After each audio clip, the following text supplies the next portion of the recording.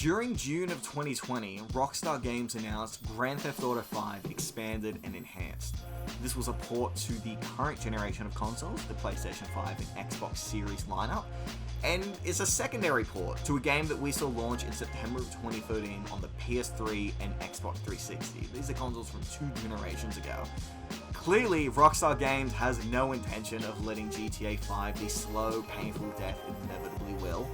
And I'm seeing comparisons online to Skyrim, how Bethesda Game Studios kept porting Skyrim to every console. This is the new iteration of that. We're just going to see GTA 5 running on everything.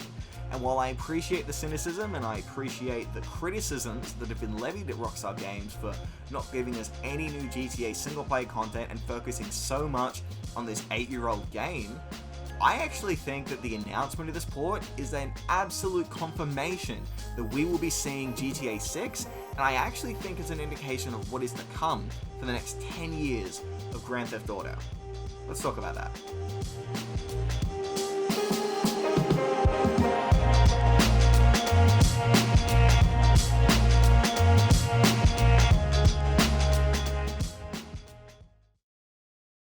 The GTA 5 engine is incredibly outdated. It's all well and good to make fun of the fact that this game is 8 years old, but it's 8 years old. Engines from that era are considered ancient and outdated, yet somehow that engine is still powering the most popular service game currently available on consoles. Despite the fact this is an 8-year-old game, it has been getting more and more popular with no signs of slowing down. I mean, it's a common joke that this game has still been on the top 10 game list of every major online game store for the last 8 years, or however long it's been on that platform. What I want to talk about, though, is something that I see no one talk about. And it's, yes, this is an 8-year-old game, but that means it's incredibly old. And this can't go on forever. This became apparent to me personally when I started to see the limitations of this engine. We can get into performance of the current gen, of last gen consoles, I should say, but I want to focus on 2 major updates to the platform, which both significantly increase the player base, but I also think push the engine to its limits. The first one's the casino update.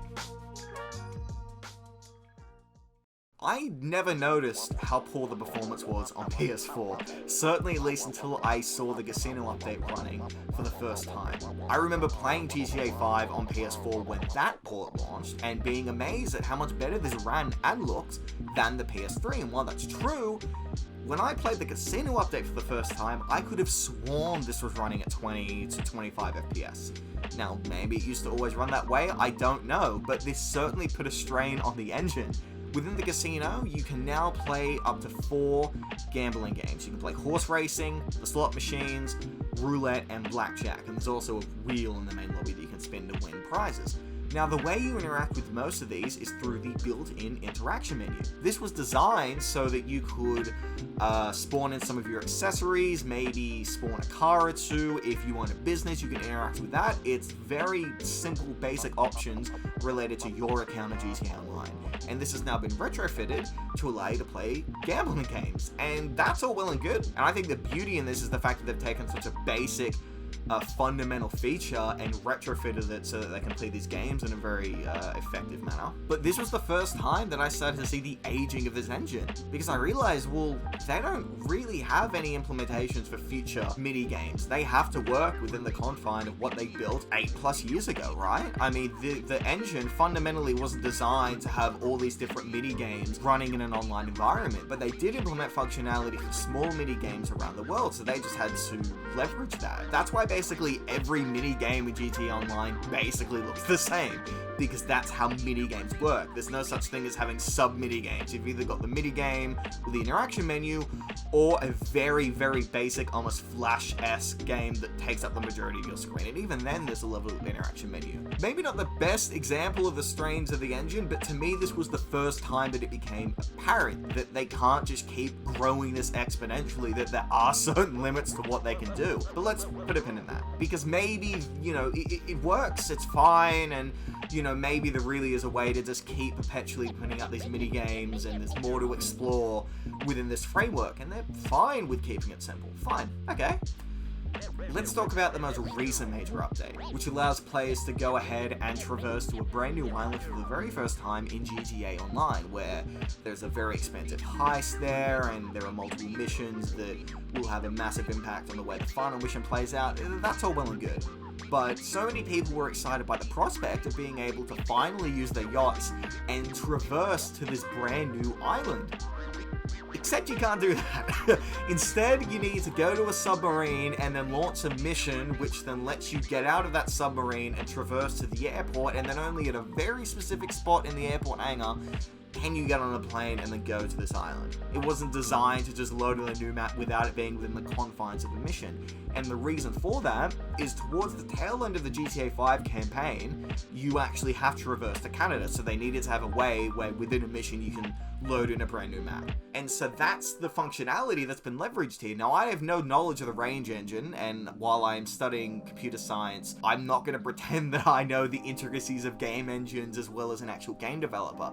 But what I can tell you is that engines are designed to fit a certain scope. They would have thought about the most extreme use case when they started planning this game out, and they had to design the engine to fit around that. So the fact that the scope of GTA Online has grown so exponentially means that they're currently reaching the limit of what they can do. But to keep a service game running, you obviously need to keep increasing the scope of that service. You need to keep giving players a reason to stick around. Look at some of the most successful, or infamous I should say, service game failures. It's because they didn't grow. They didn't expand.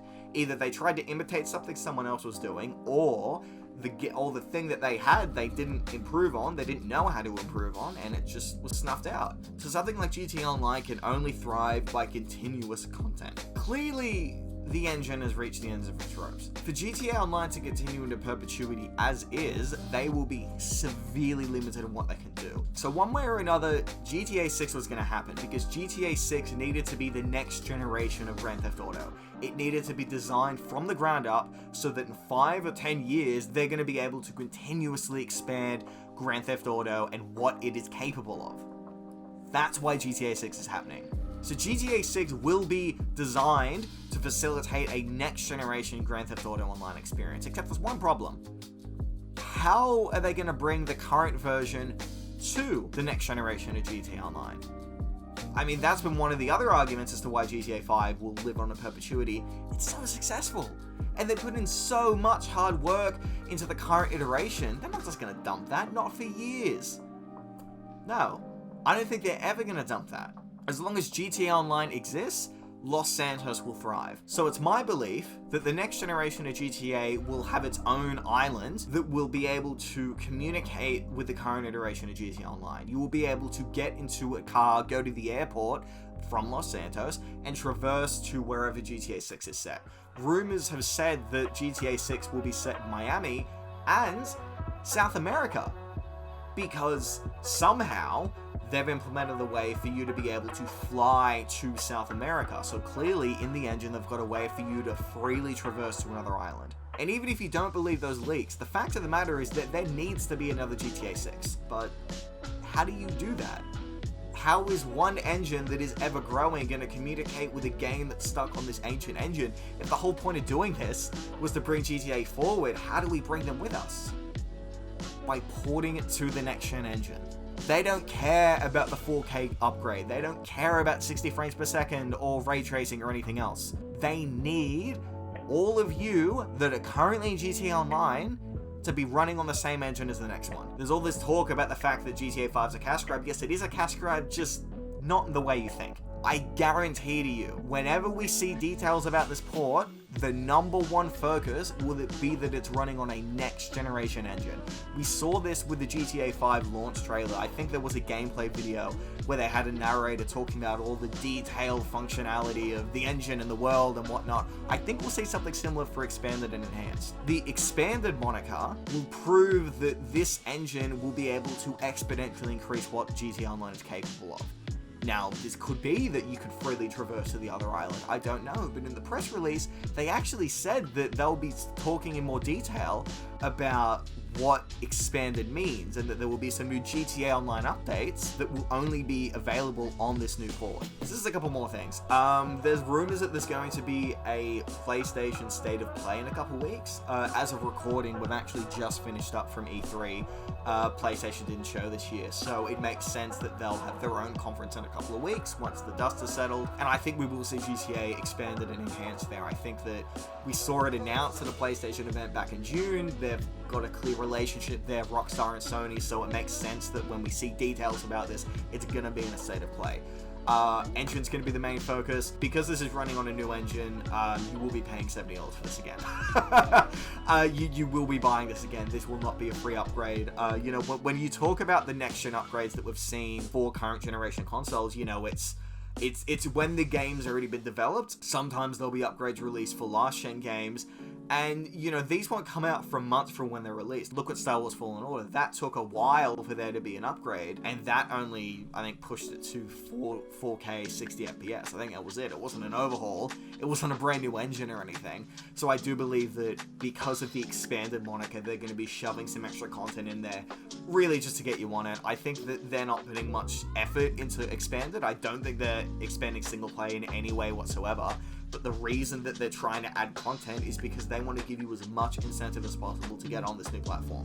You know, it'd be very shocking to me if this was free. It'd be very shocking to me if they try and expand the single-player component. I think that's long dead. I think you're seeing that with GTA Online actually being separated into its own free version. I'm actually not sure whether this is happening with the Xbox Series lineup of consoles, but GTA Online will be launching free on PlayStation 5 at some point this year. So even without this port, they needed to put in the work to get GTA 5 running on this engine. I imagine the expanded stuff will just be a separate piece of content they'll be shoving to try and get more people interested. So anyway, that's it. Thank you so much for watching. Hopefully this isn't too long. I just wanted to get this out as quick as I could because, you know, I think that so many people talk about this being a cash grab and that they're, you know, just gonna keep milking this forever and ever. It's like, yes and no. I actually think this is a confirmation that we will be getting more GTA content. Now, whether GTA 6 lives on in perpetuity, I think that's a question for another day, but we'll have to see. But I guarantee to you,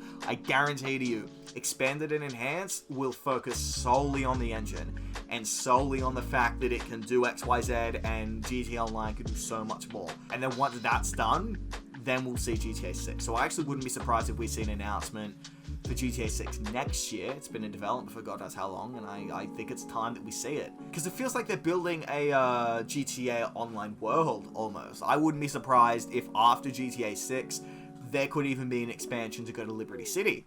And then you sort of traverse between the three places as well. So that'd be really, really cool and interesting. So we'll have to see. But thank you so much for watching. If you like this at all, please subscribe. I'm trying to dip my toes into content creation. So I'm thinking about doing a podcast about the gaming industry, and I'll have more information about that soon. And videos like this, you know, just talking and sort of discussing about, you know, ideas about what's going on and hypotheticals and that sort of stuff. And I'll also be doing videos about teardowns in the workshop and some hacking videos and whatever. You'll see what's coming when I get the time. It's difficult doing this whilst also having a private life and doing university, especially when you get into your third year. So I'll be doing this as much as I can because I really want to create content and I'm really passionate about it. And yeah, all right. So I'll catch you later. Bye.